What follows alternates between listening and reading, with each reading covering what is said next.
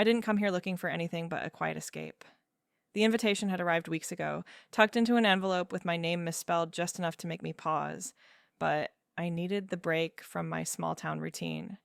The drive up to the estate wound through endless pines, the kind that swallow sound and light alike. By the time I pulled up to the iron gates, regret was already settling in my chest like damp fog.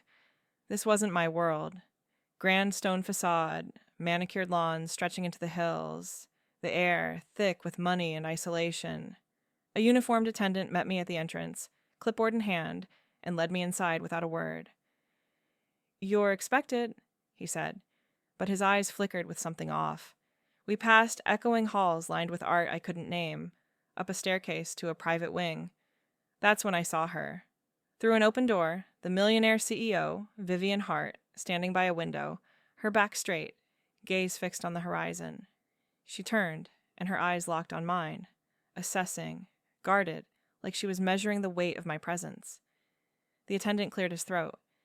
"Due to the oversight with the guest list, we've placed you in the adjacent room. It's all arranged." Adjacent. The word hung heavy. Her room, mine, right next door. No escape from that direct stare, the unspoken question in it. I nodded, throat dry, and stepped into the suite. The door clicked shut behind me.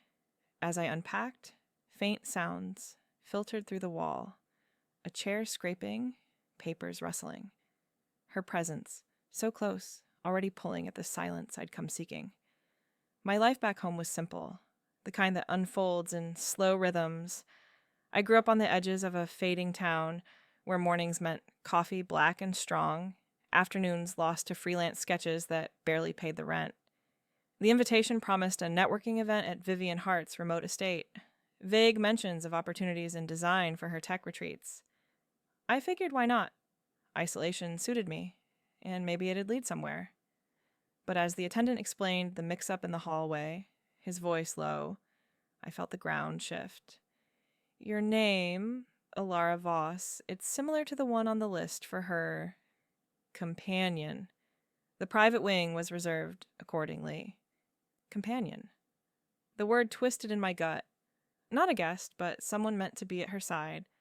Vivian appeared then, emerging from her room in a crisp blouse and slacks, her dark hair pulled back, every movement precise. She didn't smile, but her eyes held mine, a beat too long. "Elara," she said, voice even, commanding without effort. "I see they've settled you in." I nodded, words sticking. The hallway felt narrower, the air cooler. Part of me wanted to grab my bag and drive back through those pines, back to my quiet cabin where no one expected anything from me. But there was something in her posture, the subtle slump of shoulders under that reserve, that mirrored my own hidden aches.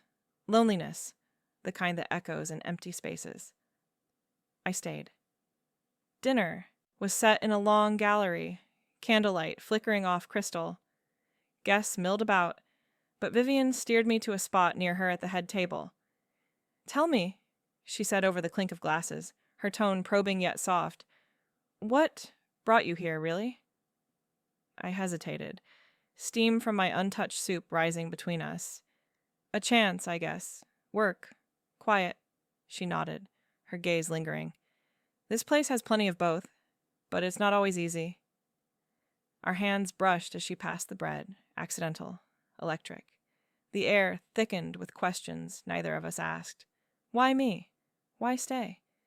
Night fell heavy outside, stars pricking the dark. I lay in the four-poster bed, walls paper thin, her presence a steady rhythm next door. Footsteps. A sigh. Sleep came slow, tangled in curiosity and that pull I couldn't name. The estate's silence wrapped around us both, forcing proximity neither had chosen, but neither refused. Sunlight sliced through the heavy curtains, pulling me from a restless sleep. The room felt too large, the silk sheets too smooth against my skin. I lay still, listening. Through the adjoining door, faint sounds carried, water running in a sink, the soft thud of a drawer closing. Vivian's morning routine, methodical, unhurried, a brush against fabric, maybe her tying back her hair. It was intimate, this eavesdropping without intent, her habits, bleeding into my space like morning mist. I sat up, rubbing my eyes, the opulence pressing in. Crystal decanters on the sideboard, a rug that muffled every step. This wasn't my world of worn wood floors and coffee stains on the counter. Doubt crept up, cold and familiar. What was I doing here? Playing at companion in a stranger's life.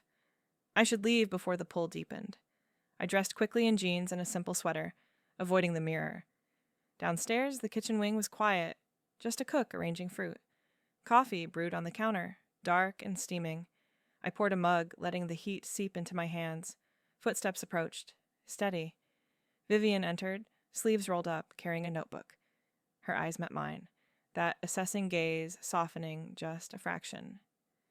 "Morning," she said, voice low, like the estate's silence had shaped it. "Morning." I nodded, gripping the mug tighter. She poured her own coffee, standing close enough that the steam mingled between us. The air smelled of rich grounds and faint pine from outside. "Slept all right?" she asked, stirring in nothing, just watching the swirl. "Fine. The walls are thin." It slipped out, honest, and her lips twitched, not quite a smile. "They are. Intentional, I think. Keeps things connected." She leaned against the counter, probing gently. "You didn't say much last night. What really brought you here, Elara? Not just the invitation." I hesitated, the steam rising like unanswered questions. My rural life felt small under her gaze. Sketches in a dim cabin, evenings alone with the wind rattling windows. A friend mentioned the event, design opportunities. Needed a change from the quiet back home. Our hands brushed as she reached for the sugar, accidental, but the contact lingered warm against my knuckles. The air thickened, heavy with what we didn't say. Why stay? Why this pull? She nodded, eyes flickering with something rare, a hint of vulnerability, like she'd built walls around her isolation, family expectations clipping at the edges, and here I was, mirroring my own guarded heart, longings I'd buried under routine, the ache of unspoken wants. "This place can feel like that," she said softly. "A change, or a trap." I tried to pull back, to maintain distance.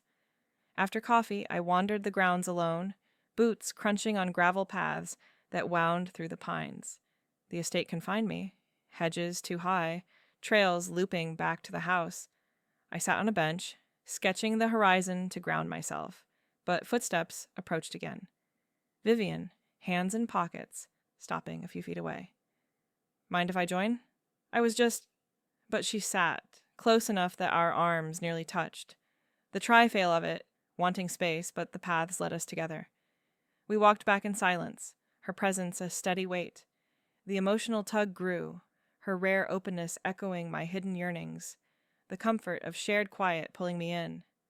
By afternoon, cars arrived, guests spilling from sleek vehicles. Laughter echoed as they gathered in the great hall. Vivian turned to me, expectation in her eyes. "You'll help host? Show them the wing?" I nodded, no escape now. Collaboration forced us side by side, her hand grazing mine as we greeted arrivals, the tension building in every shared glance. Guests filled the estate like shadows stretching across the lawns, their voices a low hum against the pines. I stood beside Vivian as we walked the grounds together, her stride measured, mine trying to match. "The trails need checking," she said, handing me a map without looking. "Fence is down after last rain. We'll split it, but meet back at the overlook." It wasn't a request. Daily tasks pulled us in, estate management, her quiet command, my unexpected role weaving through it all. We started separate, me tracing the lower paths where gravel gave way to mud, wind tugging at my sweater. But the loops brought us together again, her figure appearing at turns, dark hair catching the light. Lingering looks, built then, her eyes holding mine a second too long as we paused by a split rail, assessing not just the wood, but something deeper. The unspoken tension escalated in those quiet labors, trail checks, turning into shared silences where words hung like mist. Over lunch in the sunroom, she unfolded the day's notes. "Family's been pushing expansion," she said, voice low, fork pausing over salad greens. Turn this into a resort chain. Lost connections along the way. Friends who saw dollar signs. Not me. It came slow. Revelations pieced like fence mending. Her isolation cracked open. Pressures from boardrooms bleeding into these hills. Siblings who called only for shares. A mother who'd traded warmth for legacy. I listened, sketching idle lines on a napkin, my own rural roots echoing back. Back home, isolation was the land itself, endless fields that swallowed secrets. Here, it was her, this guarded woman building walls from stone and silence. Comfort settled in those shared pauses, the way we'd lean against a tree, breaths sinking with the wind. I questioned my own heart then, guarded like a locked barn door. Why did her loneliness feel like mine?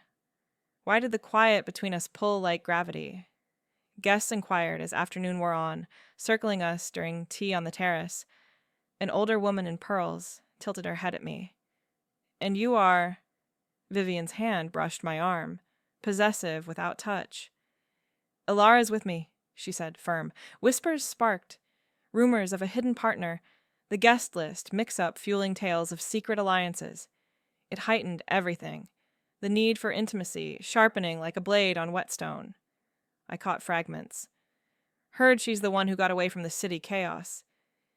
Vivian's jaw tightened, but she steered me away, our shoulders close in the hall.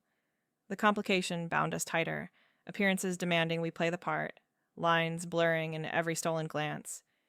Evening came with firelight in the library, guests thinning to a few by the hearth.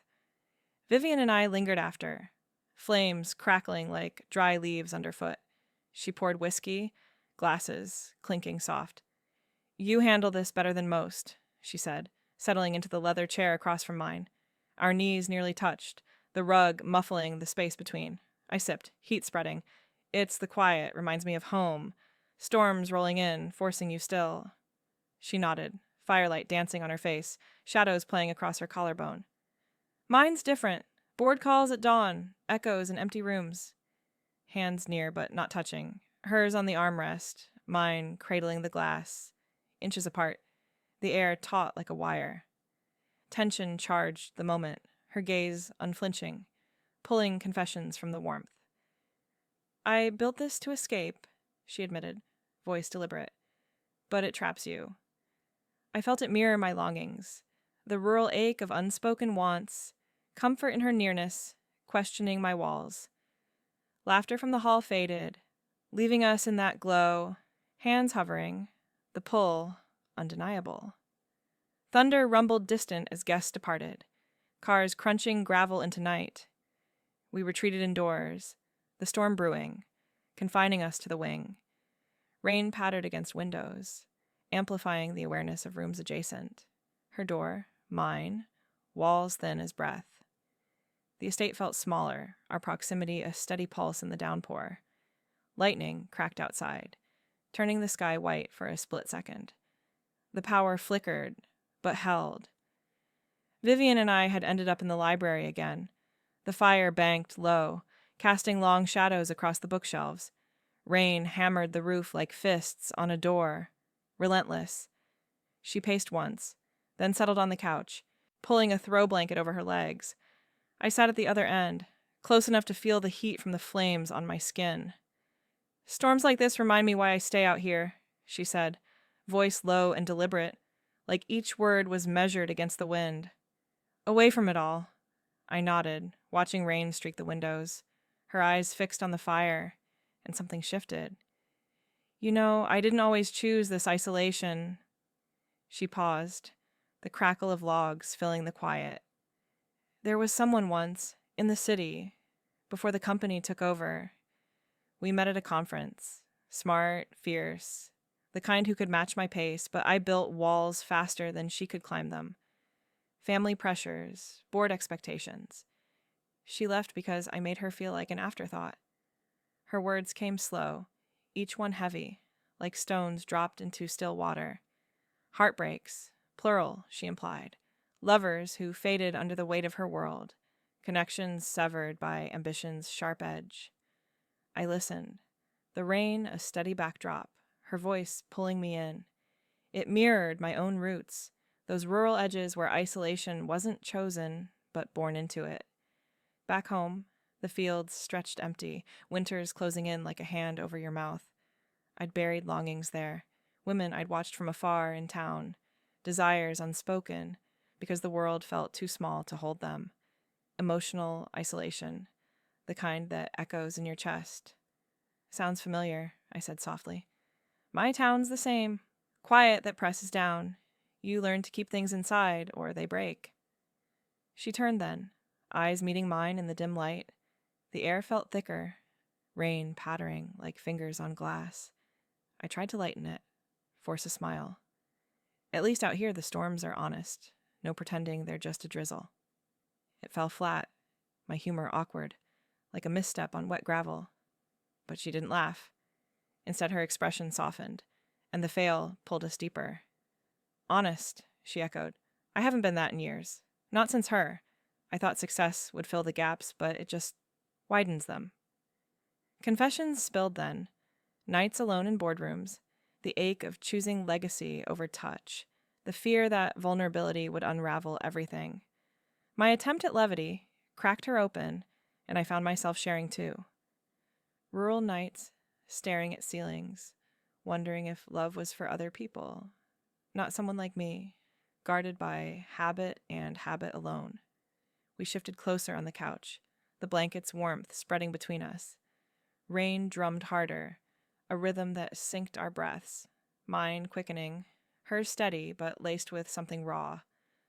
The fire popped, embers glowing like hidden sparks. Sensory details built, the wool of the throw scratching softly against my arm, the faint scent of her soap mingling with wood smoke, the cool draft from the window seeping in. Adjacent spaces, even here, her knee inches from mine, the estate's walls echoing our proximity. Then the lights died. Power outage, sudden and complete. Darkness swallowed the room, only the fire's glow remaining, painting her face in oranges and blacks. We froze, the storm's roar louder now. Stay put, she murmured, but in reaching for the candle on the table, her hand found mine. Accidental, fingers brushing in the black, then holding. The touch sparked, slow burn, electric without rush. Her palm warm, calloused faintly from some forgotten habit, mine trembling just enough to betray me. Tension held, no release, just that contact lingering, breaths sinking sharper in the quiet. I didn't pull away, neither did she. Comfort emerged in the dark, her grip steadying me. For the first time I felt seen, not as the mistaken guest, but as the woman with her own buried wants. Suppressed desires surfaced, the pull toward her not just curiosity but something deeper, a longing to bridge our isolations. Her thumb traced a small circle on my skin, unintentional maybe, but it uncovered layers I'd kept locked. The storm outside faded to a hum, our hands, the anchor. Power hummed back on eventually, lights flickering to life. We parted slowly, but the emotional weather lingered. Charged air, glances that held too long. Morning brought the group event, guests returning for the retreat's core sessions, but the revelations hung between us, pulling tighter with every shared look. The group event unfolded in the Great Hall, sunlight streaming through tall windows onto polished oak floors. Guests arrived in waves, their chatter filling the air like birds scattering from a field. I stood beside Vivian as she welcomed them, her posture straight, voice carrying that subtle command. Elara will show you the East Wing, she said to a cluster of executives, her hand gesturing toward me. Hosting strained us both, me aiding her through forced smiles, facing stares that lingered too long. A woman in a tailored suit eyed me up and down, her gaze judgmental, like I'd wandered in from the wrong path. Whispers followed. Who's the one with Vivian? Not on the usual list. I felt exposed, the rural edges of my life clashing against their polished certainty.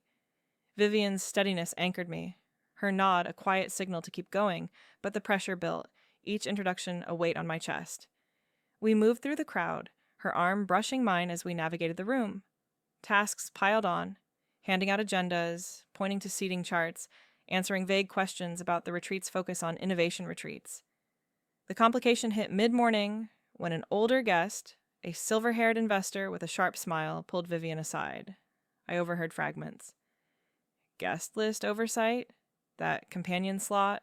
Elara Voss? Thought it was the one from the city merger talks. The mistake exposed partially, not fully, but enough to stir the air. Rumors rippled, eyes turning our way, forcing a defensive alliance. Vivian's jaw tightened, but she turned to me, voice low. Stay close. They'll twist anything. We stood shoulder to shoulder then, her presence a shield against the stairs. Nodded, heart thudding like boots on hard ground. The alliance bound us, appearances demanding we lean in, but it heightened the unspoken charge. Stolen glances amid the crowd, her eyes finding mine across the room, holding just long enough to pull. By lunch, the hall buzzed with small groups at long tables, silverware clinking against plates. I escaped to refill water pitchers, but Vivian followed, our paths crossing near the sideboard. Hands brushed, hers steadying the tray, mine slipping under the weight, and the contact lingered, warm through fabric, sending a quiet jolt up my arm. This way, she murmured, guiding me toward the quiet wing for a breath. The hall's noise faded as we slipped into the corridor, doors muffling the world. Stolen moments like that charged everything, her fingers grazing my wrist again, accidental but not. The air thickened, heavy with what we didn't say, her gaze unflinching, mirroring the tension from the storm. I felt it pull at my guarded heart, questioning the walls I'd built back home, where vulnerability felt like stepping into open fields. Self-discovery crept in through her steadiness, confronting fears I'd carried like old baggage. In the wing's alcove, away from prying eyes, she paused, leaning against the wall. You don't have to do this, she said, voice soft but direct. The stares, the questions, they're mine to bear. I shook my head, the rural quiet in me rising. It's not just yours. I've hidden long enough, desires, doubts, the ache of being unseen. Her eyes held mine, steady as a ridgeline after rain, and in that moment, I confronted it. Vulnerability wasn't weakness, but the bridge across our isolations. Her presence made it possible, her unflinching calm coaxing out the woman I'd kept buried under sketches and solitude. Comfort stirred, a slow warmth, as if her steadiness was the hand extended over a canyon. But the fail came sharp that afternoon. As guests dispersed for sessions, tension snapped in the library's edge.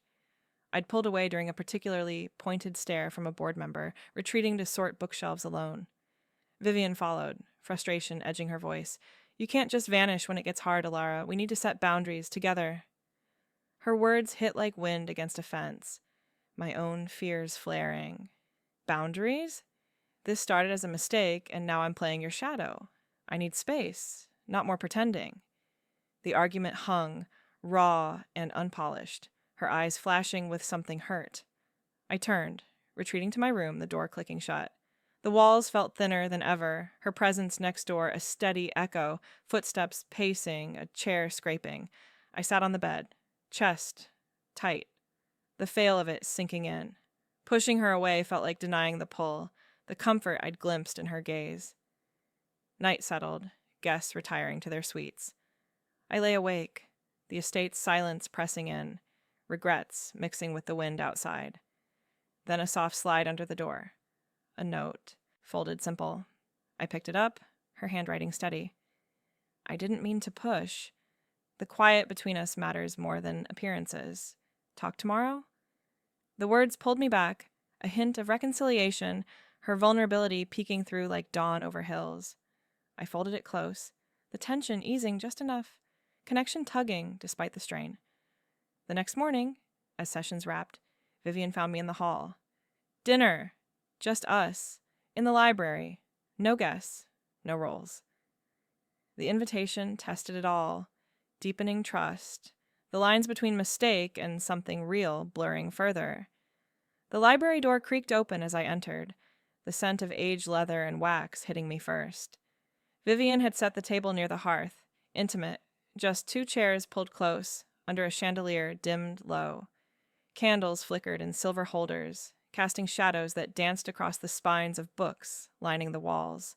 A bottle of red wine breathed on the sideboard, 2 glasses waiting. She stood by the window, silhouetted against the darkening sky, turning as I approached. Her blouse was unbuttoned at the collar, sleeves rolled, less guarded than before. "You came," she said, voice soft, pulling out my chair. I sat, the wood cool under my palms. The note. It pulled me back. She poured the wine, deep crimson swirling, and settled across from me, close enough that our knees nearly brushed under the linen cloth. The flames popped softly, warmth spreading like the first sip I took. Tart, grounding. Conversation flowed easy at first, her world opening in pieces. She talked about the estate's start, buying it piece by piece from family who'd let it fall to ruin. "I wanted roots," she said, eyes on her glass. "But they tangle you. Board fights, mergers that swallowed days, the isolation she chose to outrun the city's grind." Her words came deliberate, each one stripping a layer, revealing the woman behind the command. I shared then, rural self-doubts, spilling out like rain on dry earth. Back home, it's fields and silence. I sketch designs no one sees, doubt whispering, "I'm too small for more." The words hung, honest, my fork pausing over the roasted quail, herbs sharp on my tongue. She listened, chin resting on her hand, firelight catching the curve of her jaw. Tension built in the pauses. Prolonged eye contact, her gaze holding mine across the candles, unspoken invitations flickering there. What if we leaned in? What if this wasn't pretense? The air thickened, charged with the wine's warmth and the shadows playing on her skin. Laughter came unexpected, easing the guards we'd both worn like heavy coats. She recounted a botched deal, voice dropping to mimic a flustered investor, her imitation dry, self-deprecating. I chuckled, then shared a story of a freelance gig gone wrong. Client demanding sketches of ethereal cows for a farm logo. Her laugh followed, low and real, head tilting back, revealing the line of her throat. It revealed mutual attractions then, the way her eyes lingered on my mouth, the subtle shift as she uncrossed her legs, emotional comfort settled, laughter bridging the gaps, her reserve cracking like thin ice under spring sun. I felt it mirror my own pull, desires surfacing in the quiet between chuckles, the estate's isolation fading to just us. I tried then, heart thudding like distant thunder. The plates cleared, wine half gone, I set my glass down. "Vivian," I said gently, voice barely above the fire's hum. "What are we doing here? This dinner, the glances, do you feel it too?" The question hung, vulnerable, my fingers twisting the napkin. She paused, eyes meeting mine, hesitant, then honest. "I do. From the hallway that first night, your presence pulled. It's not the mistake anymore. It's you, steady in my chaos, but I'm afraid I'll break it with my world." Her response raw, no walls, just truth. Relief mixed with the ache, her admission pulling me closer. We shifted, chairs scraping soft. Adjacent seating now, her moving to my side for the dessert tray, knees touching under the table, warm through fabric. The contact held, neither pulling away, her thigh pressing steady against mine. Tension peaked there, unspoken but electric, breaths sinking in the candle glow. Hands near the plates, fingers brushing as we reached for the same tart. Sweet berry bursting on my tongue, her gaze unflinching. The nearness uncovered more. Attractions laid bare in that touch. Comfort deepening into want. The evening wound down unresolved, candles guttering low. She walked me to the door, hand grazing my arm. "Good night, Elara." I nodded, throat tight, retreating to my room beside hers.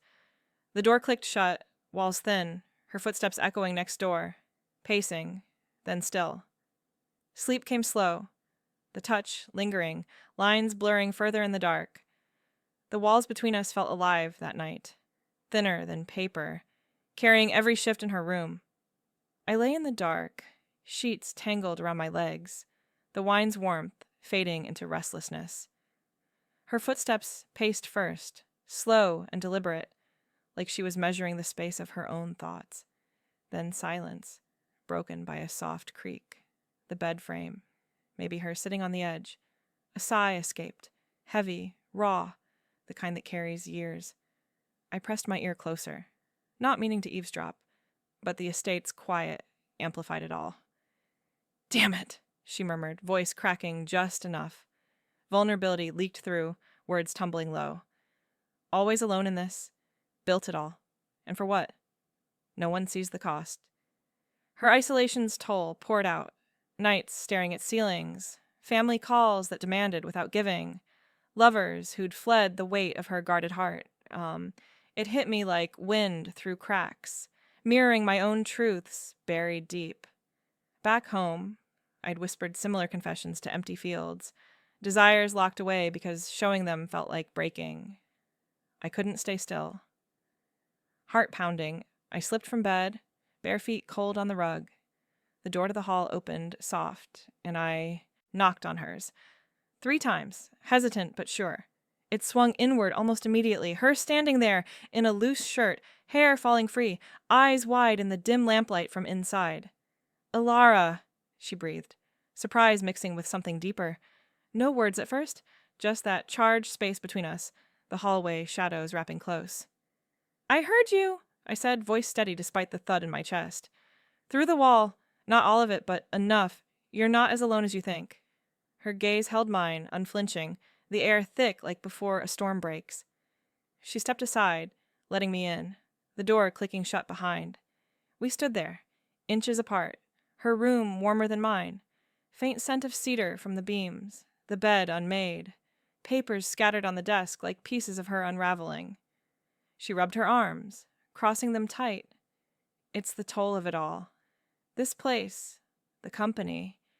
I've chased control so long I forgot how to let go. Family sees shares, not me. Connections slip because I hold too tight, afraid they'll shatter if I loosen.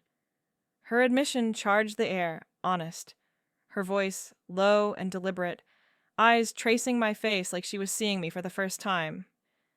I mirrored it then, truths rising unbidden. I know that grip. Rural life taught me. Fields that demand everything, leave you empty. I've hidden my wants, the pull toward women like you, because vulnerability felt like losing ground. But here, with you, it doesn't. The slow burn peaked in that moment, tension coiling tight. She reached out, hesitant, her hand finding my arm, first real touch, fingers warm against my skin. I stepped closer, and the embrace came natural.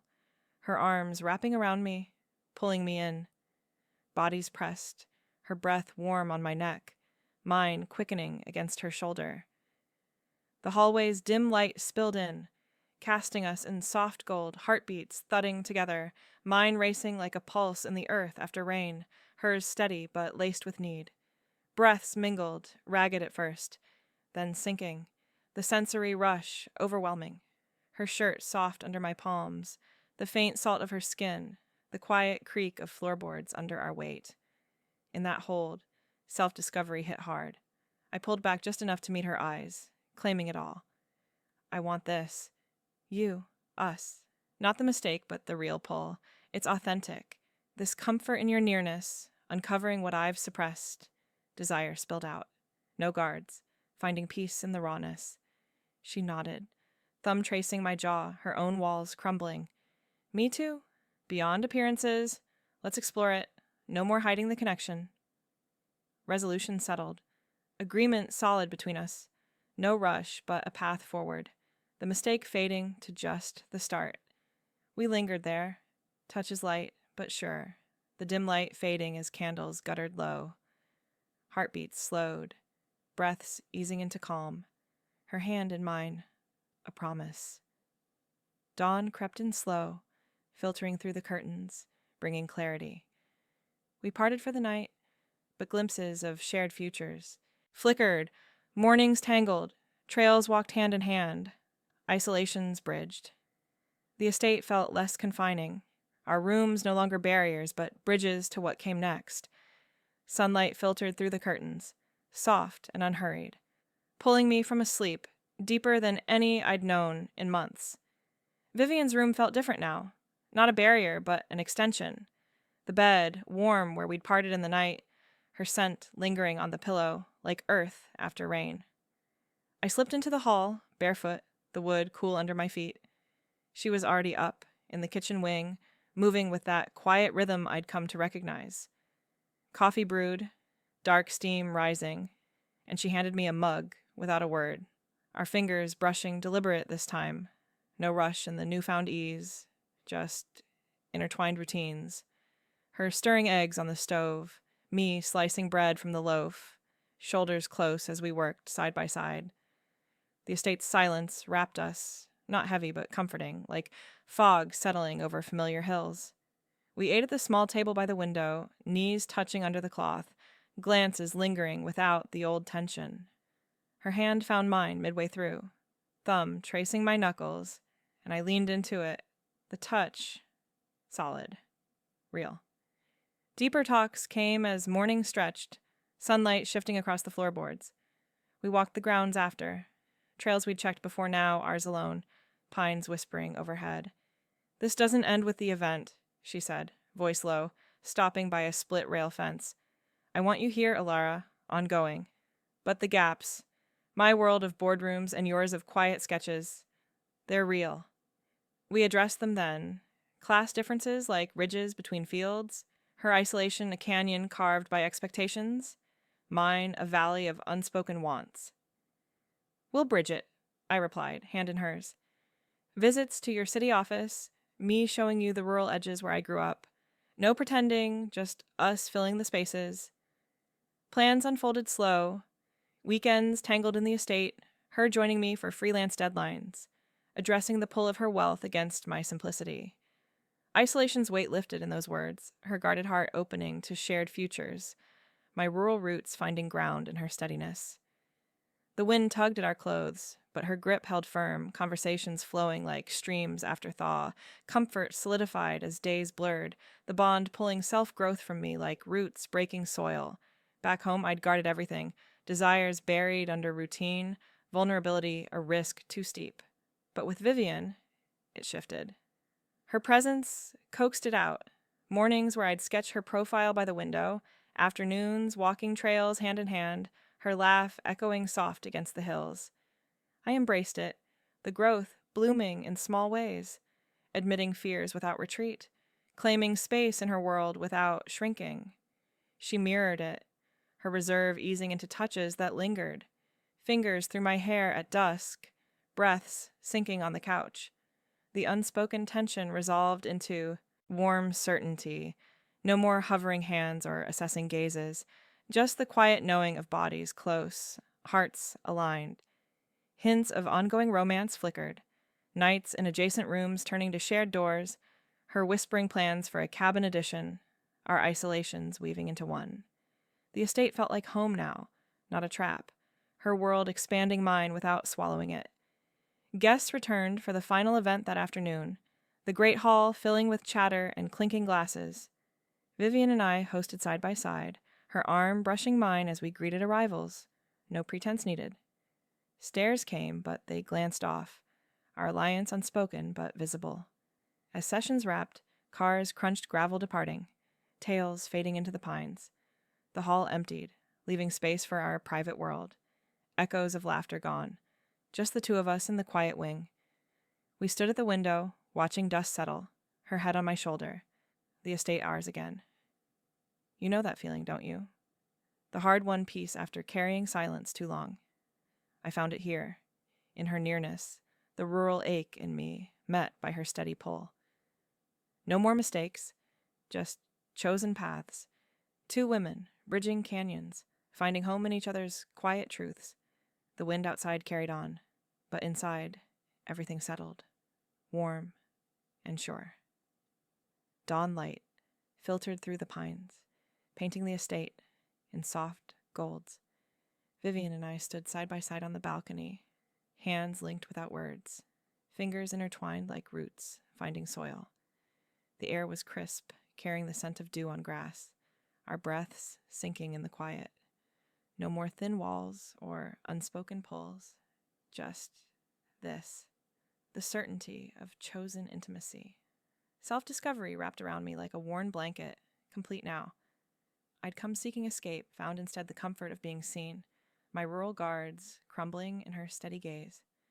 Desires once buried bloomed here, our worlds bridging canyons of isolation into shared ground.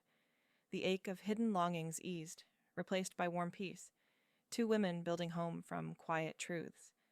If this quiet pull resonates, the way vulnerability feels like coming home, share your story below. Don't forget to subscribe for more tales of finding connection in the stillness.